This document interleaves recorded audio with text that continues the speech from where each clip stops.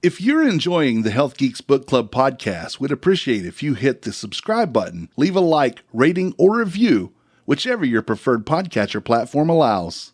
This edition of our podcast is brought to you by 360 Health and Well Balanced Nutrition. Welcome to the Health Geeks Book Club podcast. Listen in as Kristen Norton and Eleanor Russell review all those great health and wellness books you've been wanting to read or you have read and want to talk about. Here's Kristen and Eleanor.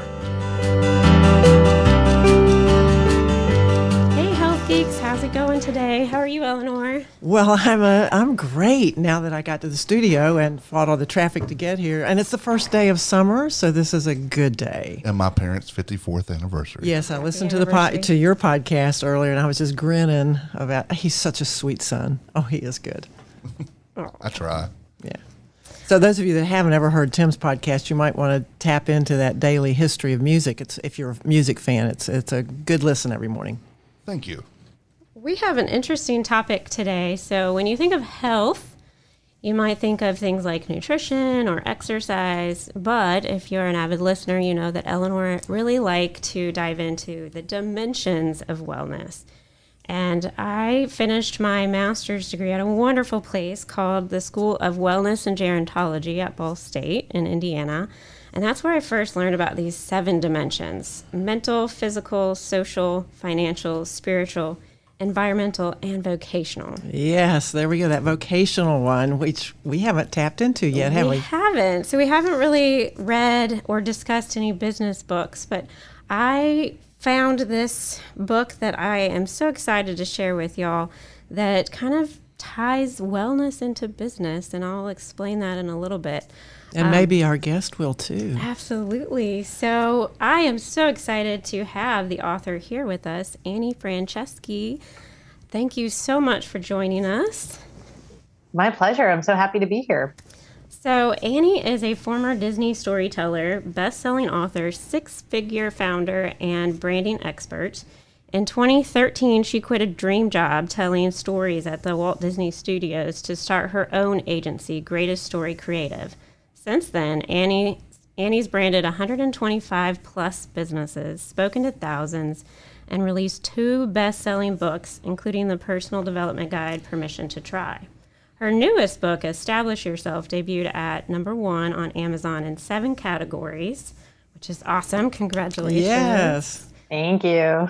Today, through Brand Story Solution and Establish Yourself framework, Annie helps coaches and consultants clearly and confidently grow their greatest business without burning out on marketing. So, Annie, so excited to have you join us in this conversation. Thanks again for being here. Yeah, absolutely. I'm so excited to talk about these really important intersections between health and business. Do you have many opportunities to do that, or was this kind of an off-the-wall request to you as well? You know, it's funny because, writing a book is sort of a solitary experience. You're kind of in that behind the scenes, thinking through what it's going to be and what you're trying to say. And then the book comes out, which in my case came out in March, and now it's June. And you start to hear people's feedback, and you also start to see it from a different lens, from a different perspective. And I think, did I set out to write a book that was all about finding some balance and enjoy, not just running a business that's successful, but running a business that you really love? I didn't do that with a health focus or a health goal, but looking back and seeing the effect of that, seeing the inspiration I'm gathering and that others are, it's kind of like that was it's sort of the subconscious story that's emerging, especially as we are navigating this pandemic still and trying to find our balance in the burnout of it all. So it's one of those where it didn't set up as the goal of the book by any means, but it's sort of become one of the byproducts for sure. Absolutely. I'm a businesswoman, and I've been in business for by myself since about 2007. And before that, I was in working for another group of people like you were. You were in the Disney structure. But one of the things I've noticed since I've been out here in networking groups with other professionals in my community, a lot of them don't last. They start, they're excited, and then 3 or 4 years down the road, they're not there anymore. And I think that's one of the things that your book gives some really wonderful preventative and maybe even interventional ideas for people who are excited about creating or designing their life, and that includes their work. Yeah. Yeah. Absolutely. And as a nutritionist, I see clients who are in that burnout mode, and they're putting all of their effort into their job, and everything else seems to suffer. So I just love the approach that you take, that you're like, I love my job and I want to work, but I also love my family and my time. So I'm going to find a way to streamline this and make the best of both worlds. Yeah, that's what I call your greatest business, not the business that everybody's telling you you have to have or you should have. Exactly. Well, let me explain kind of where I thought her book intersects. So her book, Establish Yourself, is in the business category, but it reminded me a lot about a book we read, Set Boundaries, Find Peace. Because another North Carolina author, author. which I don't know if we mentioned that. Annie is one of our North Carolina friends. Yes, she is in Durham, North Carolina, which is super cool. And then also we read Essentialism by Greg McKeown. And that also, you're like, don't do the other things that don't matter. And I love that. Also, it has a bit of a pep talk and motivational tone, like cheering you on to believe in yourself, stand up for yourself, bring your value to the world, and take time to rest. And that reminded me of Kendra Adachi's book. She's another North Carolina author. The Lazy Genius. Thank you. I was blanking on that. The Lazy Genius. And a little bit Mel Robbins, because she's a motivational speaker that we read. So. Yeah, wouldn't it be fun to get all these gals in a room together and do a dope podcast? So awesome. My head might explode since you've just compared me to some really, I think, stellar people. So I'll just sit in the corner and offer snacks for everyone. You can't introvert out on this. No. Annie, you are the greatest. No one in my life has ever accused me of introverting out, but thank you. Well, the corner sort of sounded that way. Oh, for sure. But I'm the talk with my hands extroverted kind of person in most cases. Good.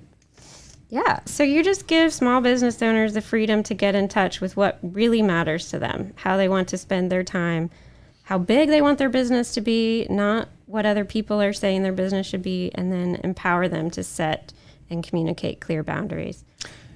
So Annie, she just said something that made me think of a hairdresser that I went to see one time who might have had an interest in what I was doing professionally, but she was very clear. My business is exactly at the level I want it. I don't want it to grow. And I really remember that encounter because I thought, this girl is amazing. I mean, she's figured what she's trying to achieve and recognizing where it is and maintaining it. And she had a wonderful reputation, which we'll talk about. How many people, when you interview them or they come to your workshops, are that clear on how big they want to be? So few. That's why this book exists. Yeah, tell us a little bit about that. I think there's just so much pressure from marketing culture, like bro marketing. I'm sure you've heard that term. Just this. If you go and you start on Instagram or LinkedIn or any of these places, there's just this juggernaut of marketing gurus who are going to tell you that you need to be everywhere all the time on all the social media platforms or email marketing, webinars, podcasts. And I'm a victim of that. Different things. So when I got to that part of your book and you said social media is bullshit, I think something like that, I went, oh, she's talking to me. Yes. Well, I was there too. So I started my business like many, where you just sort of, you see what others are doing and you emulate them. Right. And I was no different. But what happened to me is I think what happens to many of the coaches and consultants who I meet, that then I help them kind of overcome this, which is we all get swept up in what I call this tactic tornado. Mm-hmm. So it's like, do this, do that, do this, do that. Oh, there's TikTok. Oh, there's this, there's that, the thing, the webinar, the this and the that. Before you know it, you're spending all your time on marketing and you're swept up in this tactic tornado. And sooner or later, you end up down what I call the black hole of marketing. Mm-hmm. So how did you burnout? Right? How did you reverse that? Because you have a whole theory on reversing that. I do, and I call it reverse revenue. Yeah, and it's part of what I introduce as the Establish Yourself framework. Mm-hmm. So the idea behind Establish Yourself, the tagline of the book is brand, streamline, and grow your greatest business. Is to take that marketing funnel that everybody's teaching, where it's like, put reach out to everybody all the time. It's so focused on people who have no idea who you are. So like taking someone who has no idea who you are and immediately turning them into a customer for your business, and rinse and repeat, right? Like that's what everybody teaches. Yeah, How to numbers, take numbers, somebody- numbers, immediate connection, relationship building, that sort of thing. So it's all about like followers and leads and likes, right? What I think, what ended up working for me, which is how I had developed the Establish Yourself framework, is to reverse that. To, instead of focusing on all this cold marketing, to work backwards to that point. So I call this reverse revenue. So instead of focusing so much on the marketing journey, I actually optimize my business and teach other people to optimize their business the other direction. So going backwards to the things that most people don't talk as much about when you want to grow your business, but the things that actually will more effectively do that with less time and energy. So truly, like the idea of establish yourself is to look for reverse revenue, or to, in how I like to describe this, is optimize the business you already have. How can you tap into the relationships you already have? How can you make your business the best it can possibly be? With marketing, I call this, there's a lot of like fixating on frosting. So everybody teaches you to worry about like the most beautiful frosting on the cupcake, but nobody teaches you how to bake a great cupcake. I loved that. And my book's about the cupcake. Yeah, and so getting to what Kristen does professionally, icing is probably the least healthy part of that cupcake, right? That's right. That's right. Exactly. And the getting swept up in that tactic tornado, right, is also what we read about, that's addictive, and it just takes away your time and leads you down a rabbit hole you don't want to go. Yeah, and I'm a health advocate, and I have read enough evidence that screen time is not good for us. And a company that I'm associated with is really excited about the kind of marketing that you are not. They want you to be everywhere on. You have to have TikTok. You have to have, I mean, that's nuts. This is crazy for me. And right. Yeah, that idea of being everywhere at one time, I think that puts stress on us. I think having the screen digital and more hours of digital is really unhealthy. And when you talk about relationships, also ineffective. Yeah, well, right. And when you talk about relationships, tell us a little bit about the relationship idea. So the thing that I have found, and in doing all of this and saying, you know what, this doesn't work for me, this whole like chasing tactic after tactic, I'm going to double down and do a couple of common sense things. Make my business the best I can, treat my clients well, make sure I'm in touch with them, and build relationships. So really foster relationships instead of constantly trying to make new connections. Really foster the ones that already existed and the people who are already in my life and my ecosystem. And that has been eye-opening, because what a lot of the gurus are not teaching you is that everything happens because of relationships. Even those online opportunities that you see, that happens because somebody had a conversation that wasn't public. There was some sort of relationship built behind the scenes. And what a lot of these people are teaching you to do with funnels and webinars and this and that is just ways of automating relationship building. But when you automate relationship building, it's not as effective. You have to have a very big pool. And that's the biggest disconnect I see, is that people like me and a lot of my coaches and consultants, they have small audiences. I have like about 1,000 something people on my list. Many of my clients who are doing branding, a lot of them who are crushing it, doing well financially, they don't have these big lists that you have to automate those relationships. So what has to happen instead is you need to be good at building those relationships on your own without outsourcing that to email marketing or social media, because doing that on your own, if you're not a natural born marketer, is a recipe for burnout. It's a recipe for the tactic tornado and the black hole. Why it works for other people is like Amy Porterfield employs a ton of people to do what she does, right? Like there's a juggernaut machine behind that, and not everybody has those resources to be able to automate so many relationships being built. Well, you talk about that, and it makes me think of the authenticity of the relationship. Right. Yes. Which is a buzzword right now. Everybody needs to be authentic. Always. Yeah. But when you actually think about, is it a genuine connection, or is it just, I'm blasting? That's right. I'm That's spamming, right. I'm blasting you. Gosh. I'm like smacking you with stuff that you didn't even ask me for. Right. And that tactic to just jump into people's Business. messages, like on either Oh my Facebook gosh. or LinkedIn, like, hey. Or email these days. Yeah, Yes. it's crazy. It's crazy. I never want to open up that opportunity, right? It's always the authenticity of the relationship that pulls me in. But that's what then gets the body chemicals going, which is what keeps us healthy, when you have the serotonins and feel good about what you're doing, that reduces the stress and the cortisol damage and that inflammation that's going on. So a lot of this does, because I was a little like, why are we going to read this book? I don't get it. But after I got kind of rolling on it, I thought, oh yeah, this is a good idea, Kristen. I'm happy with this. I like your vulnerability too, because you share a lot of your personal journey and what like you just did with when you used to do those things because everybody else was doing them. It didn't work, so you said that's not good. But you talk about Adele and you talk about Wendy's Will of Rights. Will of Rights. Yeah. How does that help you? Well, I think, I heard somewhere like, if you write a book, don't make yourself look good. That's like the number one rule. And there's a balance to that because you want to show up as the credible expert, which is part of what I teach you. But I'm here and I know what I know because I've learned from other people, right? And not only have I learned from other people, but I think one of the biggest lessons of my life has been being willing to raise my hand and say, like, I don't have the answer. Can you help me? Which is very hard for me to say as a recovering perfectionist and somebody who's always been the person who's creative, always making things. But like I share a story, what you were referring to, Eleanor, is the introduction to the book, which you can read on Amazon if you're curious. But I basically tell a story about how I almost killed my business because I was terrified of selling.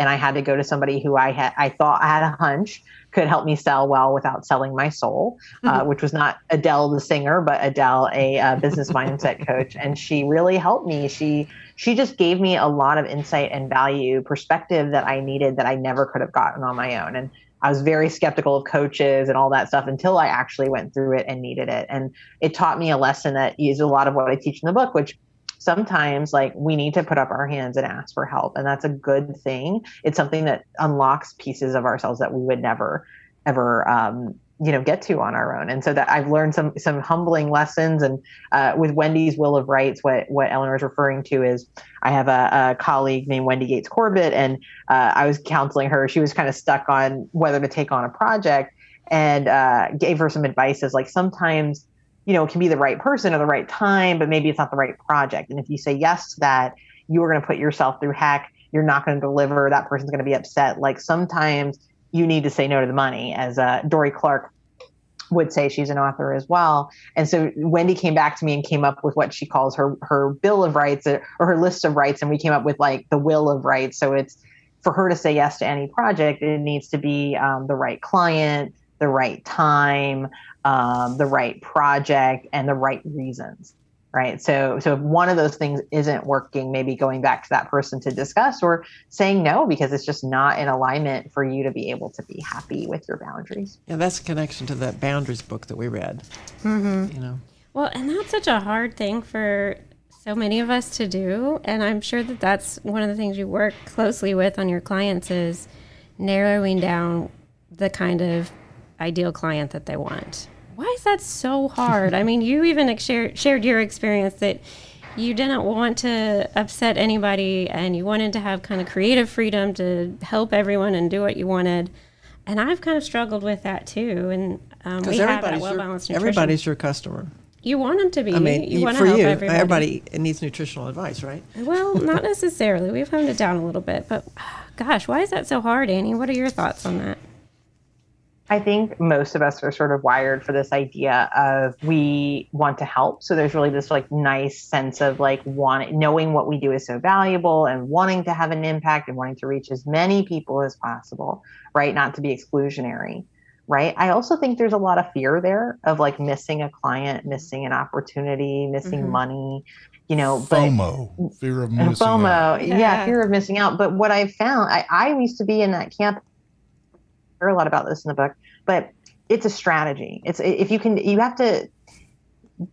a little bit here of being brave and taking a risk and seeing it pay off. So, because I used to be very adamant, like, oh, I do branding for everyone, etc. But when I have really zeroed in that I do branding services for coaches, consultants, and service business owners, it's allowed me to create a process that I'm known for called the brand story solution, this framework that I coach them with. It's allowed me to create a repeatable process that drives results. And when you do that, you can charge more for what you do. You become more of a sought after expert at something. Your marketing becomes easier. your life becomes easier and you make more money. And so it's one of those things where I've had to coach a lot of people. This comes up all the time because there's a lot of fear there that those things won't be true. But it's really about getting your most valuable client, the client that really needs you the most, to make that journey to finding you easier. If you talk to everybody, nobody can hear you. Mm-hmm. And so that's why it's really important to pick your sort of flag person, that person who needs you the most and can afford to work with you, all of those things. That if you can do that, just keep in mind, you always keep permission to work with whoever you like. Like all this theory is really about, you are one person in most cases. How can you put your resources, energy, and time into marketing most effectively? So if you choose to market to one ideal client, that doesn't mean you have to only serve that ideal client. You can work with anybody you want that comes to you from referral or otherwise. I can't tell you how many people I've worked with for thousands of dollars who've never even seen my website, right? Like that have no idea, like until they talk to me what I do. And so there's room for both, but I just, I personally see there's so many Janes of all trades out there, Jacks of all trades, and you talk to them and you don't get a sense that they're an expert at anything. So you don't refer them, you don't work with them. And so it's sort of, I don't know if you've heard this phrase, cutting off your nose to spite your face. Like you think it's this opportunity to help all these people, but in effect, you actually end up helping more people, including yourself, when you are willing to be more targeted in your marketing. Yes, absolutely. So Eleanor and I are pretty active in a lot of local networking groups, and some of our networking friends are listening in. And I think it would be great if you wouldn't mind sharing one of your brilliant strategies called brand chips, because I think it goes along with what you were just saying. Would you mind? Oh, absolutely. So those of you who go to networking events, you will feel my pain when people go around the room and they say, okay, tell us what you do. And suddenly you are 4 minutes into someone sharing their life story. You have no idea what they do. What they're saying sounds really creative. Maybe someone gets up and sings what they do. Like you've heard it all, right? Like, we've all heard it all. And so I created this mnemonic exercise called your brand chips, CHIPS. And this is a way to clearly say what you do in a networking context. Because what I find is that so many people are in love with trying to come up with this creative pitch that they are looking for applause, not action. And I've really seen it, to be honest, like for so many years, that you kind of have to pick what you want. There is a difference between wanting applause and wanting someone to work with you. So if you want to do the creative pitch and go out and say what you do and get people to clap for you, great. When people are clapping, they have no idea what you do. They just think it's really creative and cool. When people take action and talk to you afterward, they get what you do. And so I created these chips to come up with, well, what are the things you need to clearly communicate so that people will send you referrals? And CHIPS is an acronym. It breaks down to category, hook, ideal clients, problem, and solution. So defining what those 5 things are, I have a free training on this, which you can check out at greateststorycreative.com/referral bio. So it's called Your Best Referral Bio, and it's actually a template so that when you network with people, whether, one-to-one or you go meet someone, you can send them a follow-up email that says, great to meet with you. Here's what I do in case you need it. And here's introduction language in case you want to connect me to like a podcast opportunity or a client or something like that. But it's a tool that really forces you to not be so creative and instead be clear. Yes. This is what I do. This is what I'm most known for. Here's how I can help the most. So I call this my $12,000 email template because it's gotten me referrals after referrals, sending them to people who've never sent me clients. Now that I send this follow-up note, I get them in spades because it's clear and I'm equipping somebody with the tools, not giving them some fancy pitch that I agonized over, right? Right. And we're told, you got to stand out. You got to make yourself noticeable. But I really like how first you share the category so that you clearly can, if someone needs you, they know exactly what you do. Then you can be a little bit creative once you're clear on the front end. So that is a great offer, y'all. Go check out her freebie there. Yeah. I wanted to ask you a question about the audience for this book. Do you think it's for someone who's just getting started or someone who's started and needs help? Because as I was reading it, since I'm involved in a business, this speaks to me. The places that I've stumbled or are still stumbling, and there's places and tips and ideas that I could get from this. And I will say the book has a wonderful she gives you some links, and you can get a free workbook to go with this book.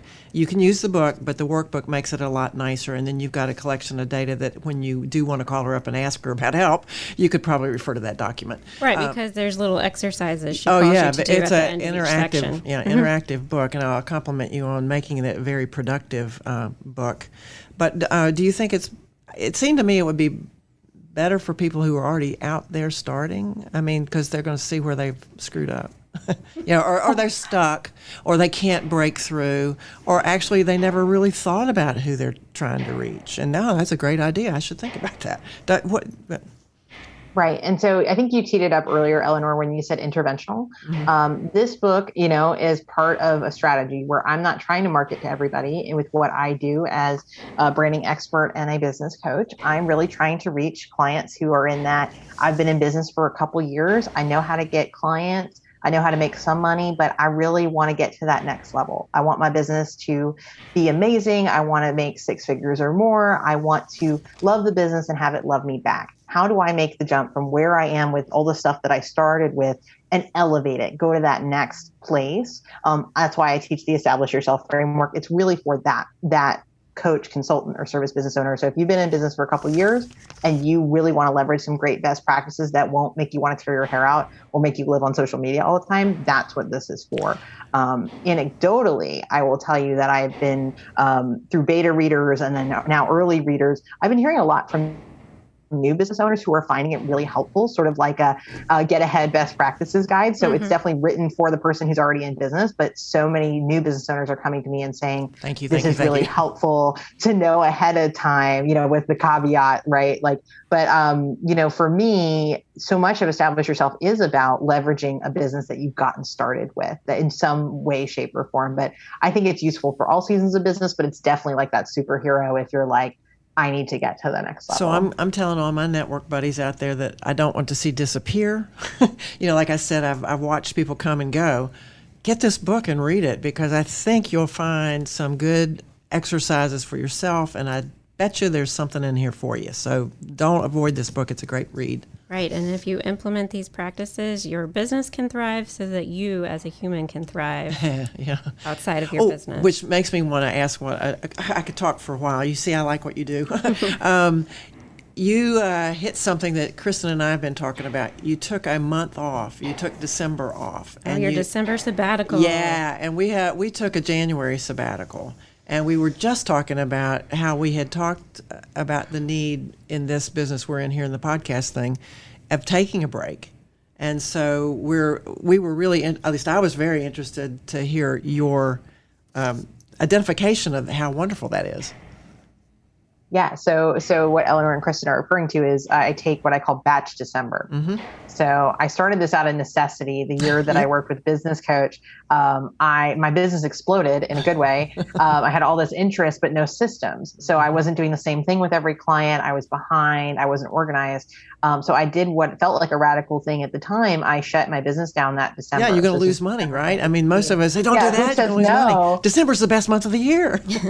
Well, and for some businesses, right? Yeah. And so for me, not so much, because people don't really want to be launching a website in December. We're celebrating the holidays, right? True. And so that's kind of what I realized. And I took this risk of taking December off, but December off to work on the business instead of in it all the time. So I spent 160 consecutive hours on the business, and I actually logged it. You can find it on my website to learn more about that experience. But I put systems in place that I, believe it or not, I still use today. Thinking I did that I still use today, that informed the book, that informed all this work, and really led me to becoming the business I wanted to be, because I was willing to give up that short-term opportunity for the long-term goal. And I'm 6 batch Decembers in. I've written 2 books over those Decembers. I've gone to Hawaii. I've had a life, I've enjoyed it, and I've become known for it. People come to me and they say, how do you take December off? Just like you did. And I've had clients who now take a week off at the end of every quarter, so it equals a month. I have people who take a January or a July or whatever. And so it's something that people have come to me for. And I'm actually thinking hot off the presses if people listen to this, but one of the things I'm working out now is bring that fun into the business as well, because people don't contact me during batch December, right? I'm off the grid. I'm doing whatever it is I want, whether that's life, business, or both. But one of the things I want to bring into the business is I'm planning a retreat for business owners to go to Disney every year. Oh, sign me up, Annie. So on brand. Yeah, well, that's everybody says it. Just bringing the circle back. Yeah, but I think that's a good model of like, well, you can stop. You can, what's stopping me from doing that? Like, that sounds so much fun. It's like, oh, that sounds like so much fun. I shouldn't be able to do it in business. It's like, no, you can. You can take a month off. You can have the business you want. You just have to be really strategic about where your time and energy goes. Yeah, well, I believe in a healthy, long life. And when we talk about living a long time and you have a business, I think work gives us meaning. It gives us purpose. We on the wellness wheel, I think that's why the vocation thing is there, that people that have meaningful work tend to have happier lives, tend to have better relationships, tend to have better health. And so what we do for a profession is really kind of central to our well-being. And if we're going to live to 130, it would seem we can't burn ourselves out, And so I like I said, interventional business practices, I think this has a lot of play to it. Absolutely. Thank you. Annie, where can people find you if they're interested in learning more? Absolutely. Well, you can find out all about what I do at greateststorycreative.com. And if you're curious about the book, you can find that right away at howtoestablishyourself.com. Thank you. And I'm Kristen Norton, one of the 3 registered dietitians at Well Balanced Nutrition, where we help people make healthy habits around nutrition and wellness. You can find us at wellbalancednutrition.com, where you can book a clarity call and see if wellness and nutrition coaching is right for you. And I'm Eleanor at 360health4u.com, and I make healthy happen. I do that with lots of opportunities for education and products and positive community and business opportunities for others as well. So check us out at 360health4u. Annie, thanks again for joining us. It was fun to have you in this conversation. It's been great. And let me know when you do that business retreat in Disney. Yeah. And the next book, we'll want to know about the next book when it comes out. Oh my gosh. The next book has to be a children's book, guys, because I cannot write this long a book again. More on that later, but thanks for having me. But hot off the press is coming. I heard it. Thank you.